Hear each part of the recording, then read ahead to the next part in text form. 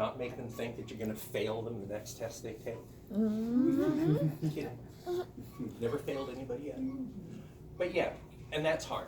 And the thing is, that takes time. And oftentimes the environment in which we work, time is an issue.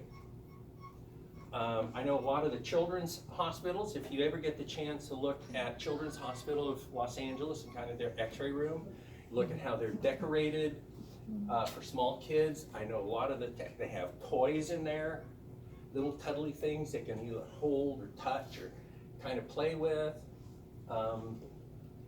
Helps them to understand that this is not going to be a horrible experience and that there's somebody there who cares about them. But get the parent out of the room, if you can. Practice the necessary breath holding or position. Again, it takes time, but you can use lots of things. Let's blow out a candle on a birthday cake. Your positioning light, fortunately, it's on a timer. It goes out at some point. It's like, okay, take a big breath, blow out the light. You want them to try to, if they have a position, they have to hold. I worked with a young lady who was really good at this, and she always had the girls, for example, she said, "You're a ballerina. Can you hold this particular dance pose for me?" And they did it all the time. Never could find out what she did with the boys, but I think she did something like superheroes. You know, Superman holds this position, and it worked. They're mild ballerinas too. Anesthesia or sedation may be necessary for long examination periods. That's always difficult with the child. More difficult when they get the parent in the room. Examples of mobilization devices include Velcro, sandbag, compression bands. There's lots of different things you can use. Sometimes you have to hold. Do you hold? Ever? Not as a student. Never. Can you ever use somebody else routinely? No. According to the law, no. The best person to use, and this is the only exception when you allow a parent in the room, is you let the parent hold. But again, you have to kind of teach them what to do. No, you have to pull your head back. You can't have your head between the x-ray beam and your child. That doesn't work. Yes, you do have to wear these heavy lead gloves. Really sorry. Yes, you have to wear this apron. Yes, you have to stretch way out and hold them here so that you're not being exposed. But anyway, parents work really, really well. You do not ever let parents make the exposure. I know of a case, technologist was reported, ultimately lost their license because they felt that they were better at holding the child, so they preset the technique, held the child, and told the parent to make the exposure. That was definitely a lose-lose for everybody. Welcome to torture for kids. These, for the most part, work really well. Frankly, I challenge most technologists to be able to get children into these things. I love these pictures that I give to sell these things. It's like, see, it's so easy. They're just right in there, so nice. And look, he's even smiling. It's a Photoshop. I guarantee this is all marketing baloney.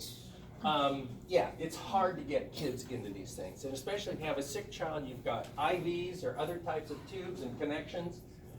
It's really, really hard. So you want to keep it as motion inhibiting as you can without making it too terribly complicated.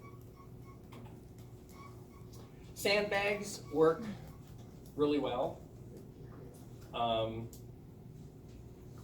some things. Different size, shapes. Most of them have a covering of foam. It's kind of warm, comforting.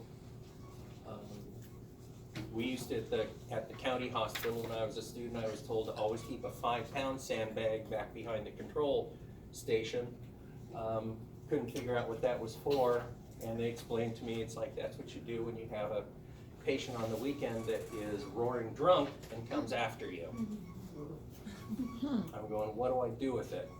Simple, hit them right here, and there was I'm serious, and you dial a special code on the phone, and the ER would come take them, and I'm going, again, 40 years ago, 40 years makes a difference, it really does. It was fun for technologists. Yeah, we don't do things like that anymore. But sandbags are good. Cam inboard, you'll find, how many of you have seen these in your rooms at all? Yeah, a couple.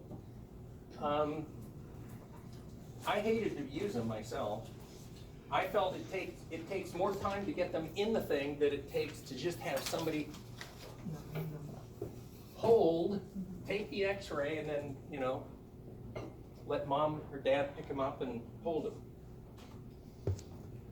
In cases where sedation or mechanical method of immobilization are not practical, parents or hospital personnel must immobilize the child. The problem with hospital personnel doing it is you tend to use the same person over and over, and that is a problem. You want to be cautious of scatter radiation for patients. Use of an apron and lead gloves are recommended for whoever holds patients. Gonad, I know, so cute. Gonad shield of at least 0.5 millimeter lead equivalent must be used during the exam. Genetic effects of radiation are thought to be cumulative, but as the data from Japan shows, haven't seen any effects to date. To remove or not remove? Do you remove a t-shirt? If it has print. You remove it. Remove shorts? Just take it all off. Take it all off? So Yeah, no you brain. remove So it. you don't have to think hard. Just take it all Yeah. off. You take off bandages. The tubes. Remove. Unless the patient, of course, is actively bleeding, but diapers, Especially if they're full. you remove. How many here are parents of boys? That means you know what happens for an infant when you take the diaper off of an infant male, right? Yep. Absolutely. They'll hold it all day just for the chance. That's when you realize, oh God, I really appreciate my daughters. So you remove diapers. Okay. Automatic brightness control reduces patient exposure. The secret to this is you better make sure you know what cell you're using and that it's the right one. You want to make sure you're using the cell that's directly under the part of interest. Automatic exposure control is for radiography.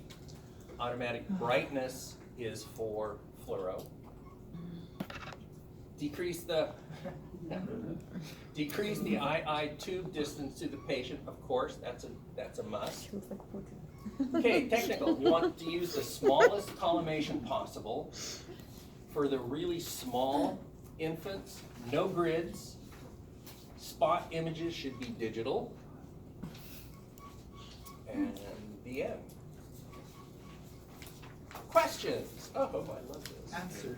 Yeah. Anesthesia or sedation may be necessary for long examination periods. True or false? True. Oh, well, okay. I guess we don't get those.